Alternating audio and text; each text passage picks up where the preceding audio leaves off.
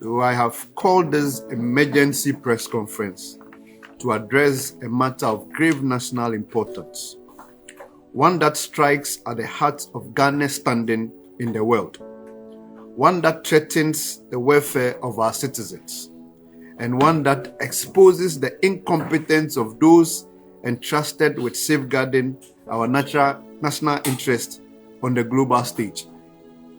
Now, the crisis at hand while we are here. On 31st January 2026, the United States Department of State announced an indefinite pause in immigrant visa processing for nationals of 75 countries.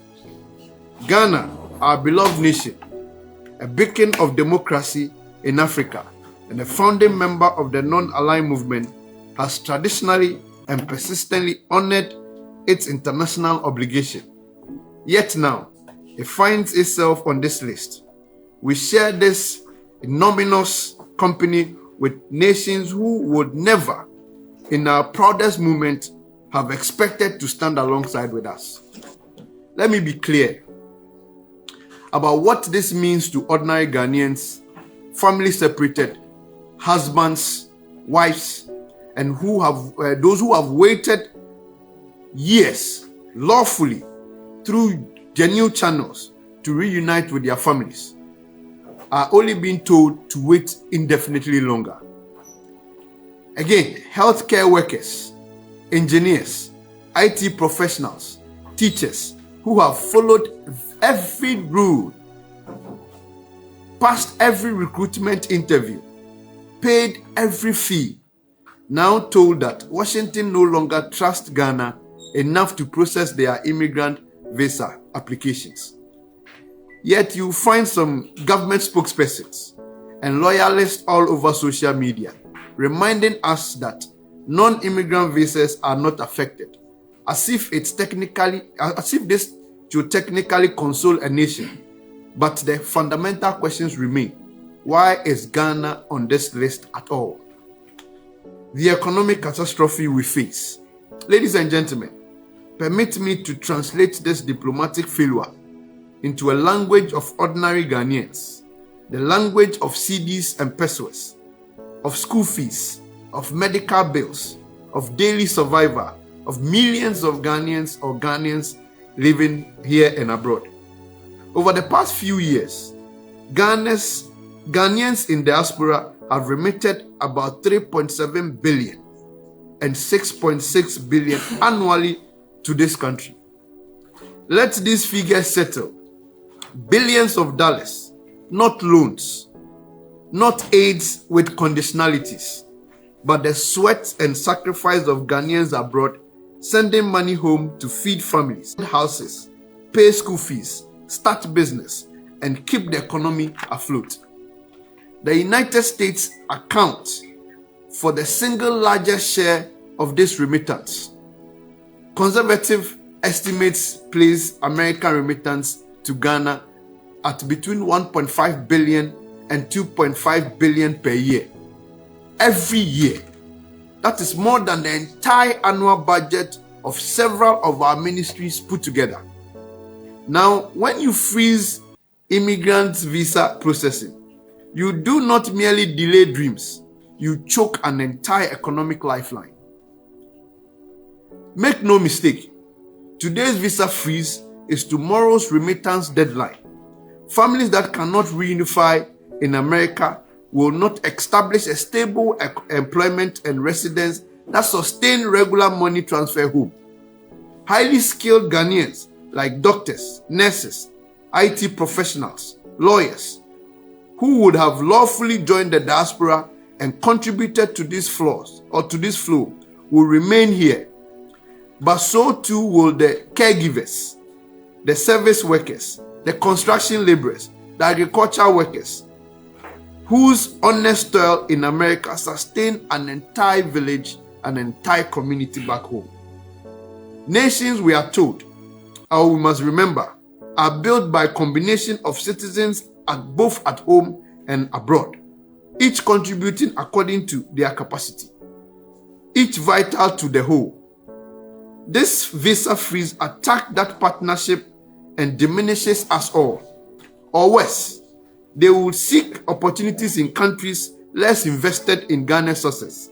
The foreign minister's megaphone diplomacy has put billions of dollars in an annual remittance at risk. And for what? So that he can play the strong man on television. So he can harvest social media applause whilst Ghanaians' families suffer in silence. The architect behind this disaster. Ladies and gentlemen, I submit to the people of Ghana today that this humiliation, this economic threat, this decimation of our international reputation bears the fingerprint of one man, and that man is Samuel Okudzeto Ablakwa, Minister for Foreign Affairs and Regional Integration. I do not make these accusations lightly. I make it on the basis of documented, undeniable pattern of reckless, immature, and diplomatically illiterate conduct that has systematically eroded Ghana's standing with our most important allies. Let us be clear. This pattern began before he assumed office as a minister. Then he was an opposition MP. Mr. Blackwell, hiding behind the so-called Operation Recover All Loot, ORA, promoted a false and a harmful lie that over 21 billion have been stolen or lost from the state. This reckless allegation damaged Ghana's credit rating and eroded international investor confidence.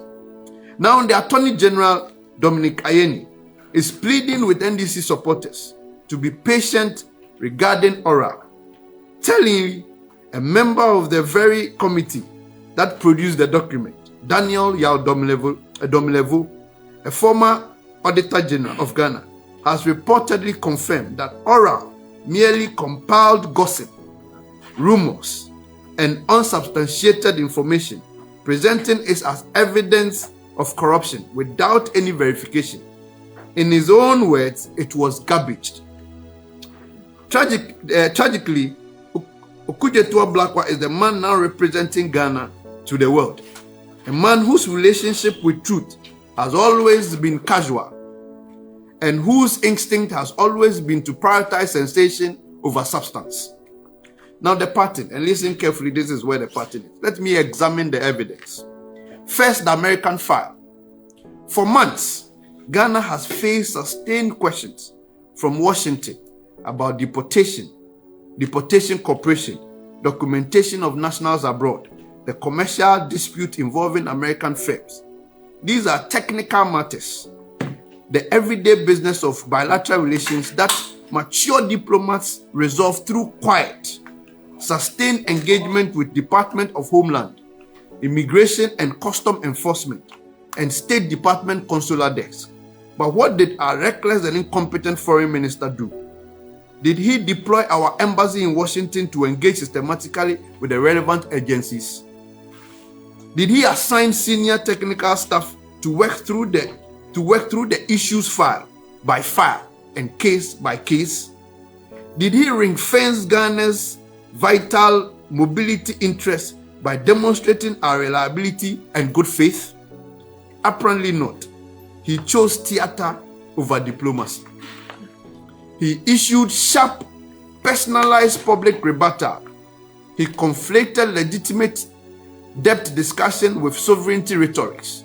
He allowed what should have been managed as technical cooperation to become political confrontation. And worst of all, he failed utterly to anticipate that a Trump administration with a documented history of using visa tools coercively would place Ghana exactly where we find ourselves today, this punitive list. Now, ignorance is a pattern of negligence. Negligence that harms millions is grounds for removal from office. Now let's look at the Israel debacle. But perhaps the foreign minister's most revealing failure came in December 2025 with the Israel deportation fiasco. On 7th December, 3 Ghanaian nationals, including conference attendees and a pilgrim, were deported from Ben Gurion Airport. 4 members of parliamentary delegation were repeatedly detained for 5 hours. This is undoubtedly humiliating and utterly unacceptable. It is undoubtedly requires a strong protest, a demand for official apology, with a guarantee that such an episode would never ever happen again. Minister for Foreign Affairs do. Before exhausting protest notes, before senior level diplomatic demarches, before any joint investigation to establish facts and prevent reoccurrence, he ordered the immediate deportation of 3 Israelis who had just landed in Accra. Not quietly, not after careful and exhaustive deliberations, but as a public spectacle, announced on social media, framed as reciprocal action, and accompanied by the declaration henceforth that for every Ghanaian deported, an Israeli will be deported too. Ladies and gentlemen, let me be brutally honest about what this represents. It is not strength. It is petulance. It is not sovereignty. It is showmanship. It is not diplomacy. It is diplomatic equivalent of a street brawl. It is crass incompetence. Let me be absolutely clear. Ghana has every right under international laws to protect its sovereignty and defend the dignity of its citizens. No nation should tolerate the arbitrary mistreatment of its members of its nationals abroad. However, there is a principle equally vital. The principle is diplomatic language and emotional balance. Sovereignty is best defended not by theatrical gestures, but through measured strategic response that achieves real-time results. The minister mistook justified anger for justified actions, and Ghanaians has paid the price. Do you know what professional diplomats call turning ordinary travelers into bargaining chip? A violation of basic consular norms. Do you know what serious governments do when they see another government threatening tit for tat deportation as public policy? They conclude that that government is unpredictable, that government is emotional, and that government is unsuited for quiet trust and mature bilateral relations. And predictably, Israel claimed that Ghana's own embassy in Tel Aviv had been uncooperative on migration matters, a claim our minister or our foreign minister dismissed as totally untenable, even while simultaneously briefing Israeli officials had apologized and sought de-escalation. Which is it? Are the Israelis lying or are they apologizing? Can our foreign minister not even keep his own narrative straight? Now, another issue which is very important is the European contradiction. The tragedy is compounded by profound diplomatic failure by Ghana. Now listen, barely 6 months ago, Ghana has been celebrated by European Union as a serious, stable, strategic partner. Yet today we find ourselves on the Washington list for enhanced vetting. How does a country fall from noble partner to migration risk in 6 months? The answer lies not in the change in our stature, but in the fundamental failure of strategy and execution by our foreign minister. A competent diplomatic strategy would have immediately mobilized our allies, our European allies. The goal was clear: leverage on our strong ties with London, with Paris, with Berlin, with Brussels, and many other more allies we have in the European Union to advocate for Ghana in Washington. Use our AGUA partnership and security cooperation as buffer against punitive migration measures. Instead, we witness diplomatic malpractice. At the precise moment we needed Europeans' goodwill, and active lobbying, our foreign minister signaled that their counsel was disposable by rushing to effectively endorse President Trump's Gaza proposal ahead of and without consultation with key European partners and our allies. He communicated reckless independence. He told Europe that Ghana prioritizes domestic applause over professional discretion and coordinated transatlantic action. He made it politically impossible for them to spend capital advocating for Ghana by that singular decision or singular statement he made. The pattern that undermines alliance. Sovereignty is not exercised in isolation. Responsible statecraft on volatile issues like Gaza and migration requires prior consultation, attentiveness to allied position, and language that preserves space for coordination. But locking Ghana into early absolutist position and turning complex issues into public confrontation, the minister has demonstrated a pattern that makes reliable partnership untenable. The issue is not that Ghana speaks, no. The issue is that under this minister, Ghana speaks too quickly, too absolutely, too recklessly, and too alone.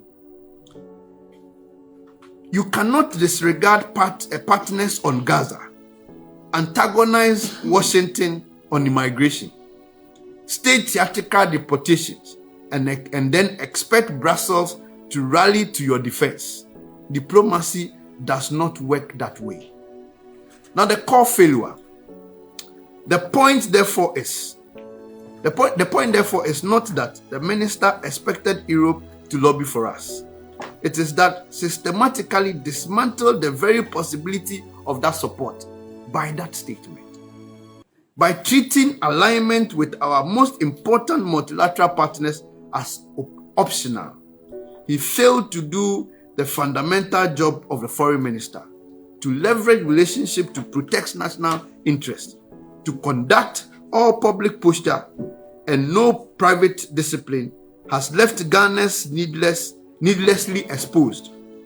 It falls catastrophically below standard required of the Republic's chief diplomats. And this must stop. Why this minister is unfit for office? Ladies and gentlemen of the press, I have spent considerable time laying out the evidence because I want the nation to understand that I am not engaging in bipartisan hyperbole.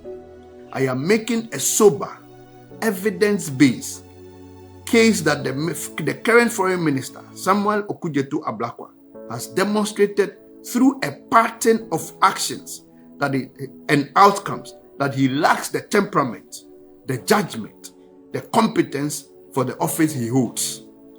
We need only look to our history for the standard we should demand.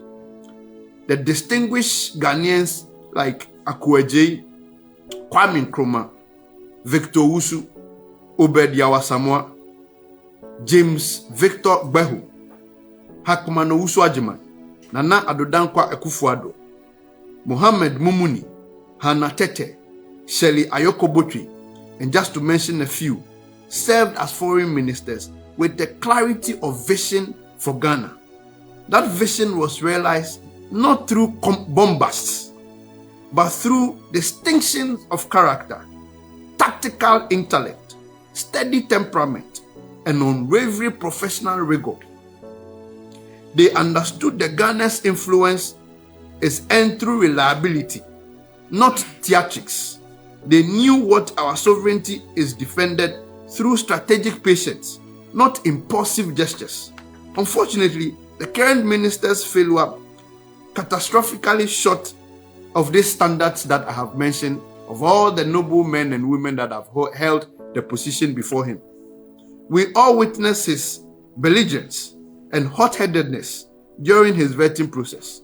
We sounded the alarm then, but many Ghanaians dismissed our concern as mere politics. Under his tenure as Ghana's chief diplomat, our nation's international reputation is collapsing. Let me be specific. Number one, he chose confrontation over negotiation. In both the American and the Israeli case, the minister's first instinct was not to deploy the tool of professional diplomacy, demiche, technical working group, senior level consultation, but to reach for public confrontation, social media talking points, and symbolic retaliations. This may generate short-term applause in certain quarters. It may make good for headlines, but it predictably generates long-term costs. Partners conclude that Ghana is difficult, Ghana is emotional, and Ghana is unreliable, and precisely that's the issue. Migration, visa, deportation, where technocratic cooperation is most valued. 2, he has neglected early warning signs and risk management. The United States had used visa sanctions against Ghana before. We know this playbook. Any competent foreign minister should have been monitoring Trump's administration migration rhetoric from day one, conducting scenario planning, engaging Washington quietly to keep Ghana off an expanded list. Where was that work? Where were the contingency plan? Where was the diplomatic intelligence that should have told us this was coming? The answer is it was never done, because the minister prefers reckless actions to careful preparation and gestures to strategy. Number 3, he has damaged Ghana's hard-won reputation. For decades, Ghana has been respected as a measured, rules-based, law-abiding small state that uses multilateral forums and quiet diplomacy to advance its interests. We have been the voice of reason in ECOWAS. We have been the Pan-African nation that Western partners would work with without drama. The reputation built over decades by diplomats and leaders who understood the value of trust and predictability is being systematically eroded by a minister who thinks strength is measured in decibels rather than outcomes. Number 4, he had failed to protect Ghanaians. The core duty of a foreign minister is not to win rhetoric battles on social media. It's to safeguard the long-term interest and welfare of its citizens. Instead, the minister's conduct has contributed directly to an environment in which law-abiding Ghanaians are told that their migration visa will not be processed indefinitely. And the bitter irony, this outcome coincides with aggressive messaging at home about standing up for foreign power or standing up to foreign powers. Clearly, this exposes the cruel gap between the theater of sovereignty and the lived reality of families whose future have been frozen. Number 5, he has squandered strategic partnership. Despite positive relations with the EU, despite continuous US engagement through AGUA, the foreign minister has not successfully mobilized Ghana's friends to shield us or advocate for us in Washington. He has not demonstrated any ability to compartmentalize disputes so that one mismanaged incident does not poison the well of broader cooperation. This is not diplomacy. This is malpractice. This is incompetence. The demand of the Minority Caucus. So, ladies and gentlemen, I put the demands of the Minority Caucus before you. A Minority Caucus make the following demands of the President Mahama government. Demand 1, immediate public accountability. Within 7 days, the Foreign Ministry must hold a comprehensive press conference to address all communications between Ghana and the United States regarding migration cooperation, deportation issues, and visa processing over the past 18 months. 2. Specific reasons given by the Washington for including Ghana on the 75-country list. 4. The ministry strategy, if any, exists to ensure Ghana's removal from that list. 5. Full accounting of remittance projections and economic impact assessment of the visa freeze. Let me state that we intend to file a question to compel the government to answer for these when Parliament resumes. Demand number 2. Restore professional diplomatic practice. The government must immediately establish a high-level technical working group with the United States to address all outstanding migration documentation and consular cooperation issues. Withdraw the public policy of tit for tat deportation with Israel and restore normal consular relations based on established international practice. 3. Appoint a special envoy for diaspora and migration affairs, reporting directly to the president, to manage these sensitive files with the seriousness it deserves. Demand number 3. Accountability and leadership change. To Your Excellency, President John Mahama, we say we cannot continue down this path. The national interest demand change. The welfare of millions of Ghanaians demand it. Ghana's reputation in the world demand it. Your foreign minister have outlived his usefulness.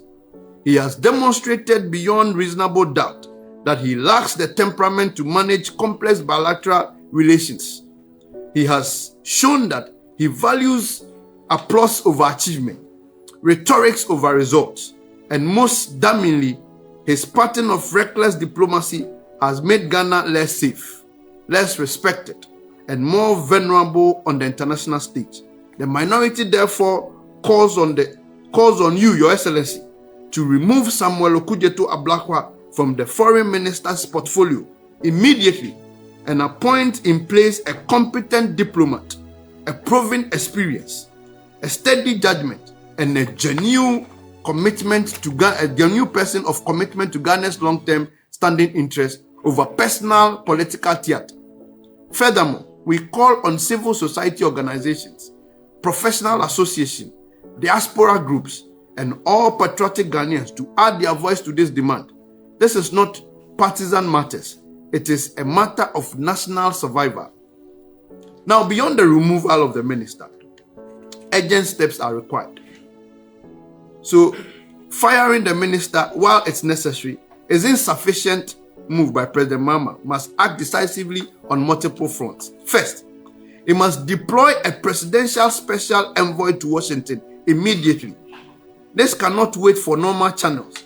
The president must send a respected, trusted senior figure with direct authority to negotiate Ghana's removal from this list in a way that is mutually beneficial. Second, we must establish a technical task force linking our Ministry of Foreign Affairs to the Interior Ministry and to the Ministry of Justice to address American concern on deportation, cooperation, and documentation. Full transparency, full cooperation, no excuses. Third, mobilize ECOWAS, AU, EU partners to advocate collectively for Ghana in Washington. Demonstrate that this affects regional stability and economic cooperation. Fourth, engage U.S. Congress directly. The Congress. Ghana must engage the Congress directly, particularly the American lawmakers who value AGUA and security partnership must understand the damage this freeze is causing to us. But here it is brutal reality we face. As I speak, Washington does not have a substantive ambassador to Ghana, and this is a serious issue. Think about it. What is the signal? What does it tell you? Trump's administration has left a post vacant. They have downgraded Ghana's priority. They have communicated through absence that our relationship with US no longer merits senior attention. This is the diplomatic price of reckless conduct. And that is why Ghana cannot afford another day of this foreign minister's incompetence and failure in office. The complicit ambassador in Washington. Now I'm done with the minister. I'm dealing with the ambassador in Washington. Now the complicit ambassador in Washington. But let me also address the spectacular failure of Ghana's ambassador to the United States, His Excellency Victor Emmanuel Smith. At this crucial or critical moment, when Ghana faces indefinite visa freeze, threatening billions of remittance, where is our ambassador? Is he burning midnight oil at the State Department, pressing for meeting with senior officers? Is he mobilizing congressional allies to advocate for Ghana's removal from this list? Is he engaging the Department of Homeland Security to address their concern? The answer appears to be a big no. Instead, Ambassador Smith is preoccupied with issuing press statements to irresponsibly disclose private details regarding consular services his office allegedly sought to provide to detain former Minister of Finance, Ken Ofori-Atta. Read this again.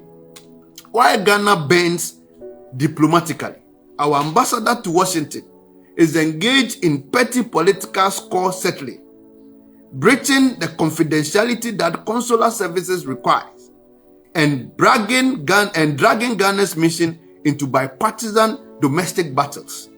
This is not just unprofessional. It is a dereliction of duty. It is another case of incompetence. Ambassador Smith has apparently forgotten that his job is not to be the government propaganda chief in America. His job is to protect Ghana's interest in Washington, to engage, to negotiate, to prevent disasters like this visa freeze. He has failed catastrophically. President Mahama must recall him immediately.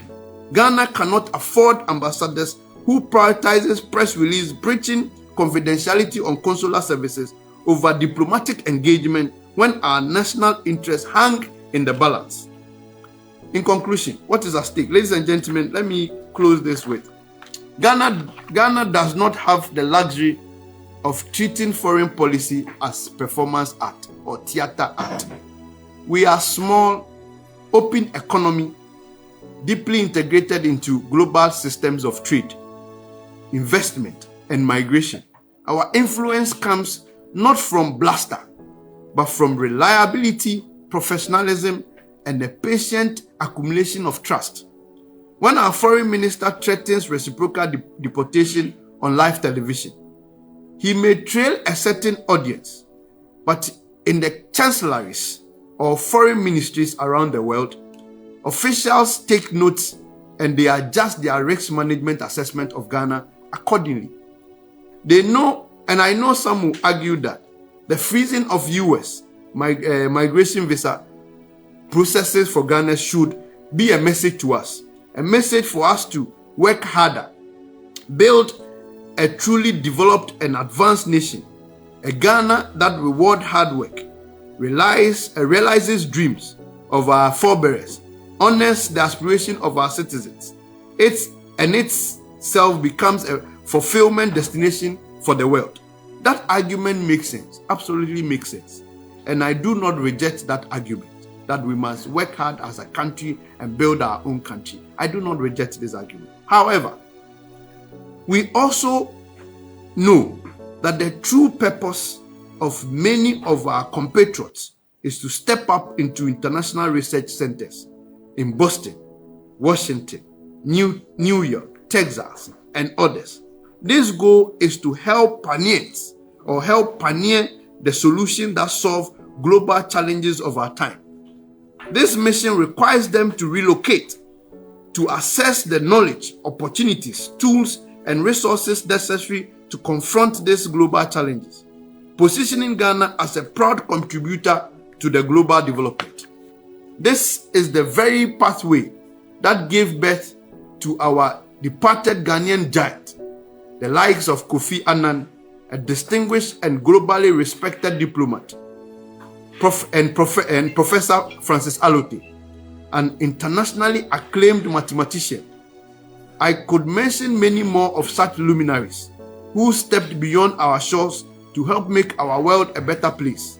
But the two I have cited alone makes the point unequivocally. Unfortunately, the recklessness, the naivety, the incompetence of our foreign minister have now endangered this vital tradition. When our lead diplomat fails to anticipate a foreseeable policy shift in Washington, families pay the price, and billions of dollars in remittances are put at risk. When we sacrifice long-term strategic partnership for short-term political gestures, we become smaller on the world stage, not larger. We deserve better. Our citizens abroad deserve better. Our children, our dreams of lawful opportunities beyond our borders deserve to be realized. Ghana deserves better. The nation must demand accountability. The people must demand competence.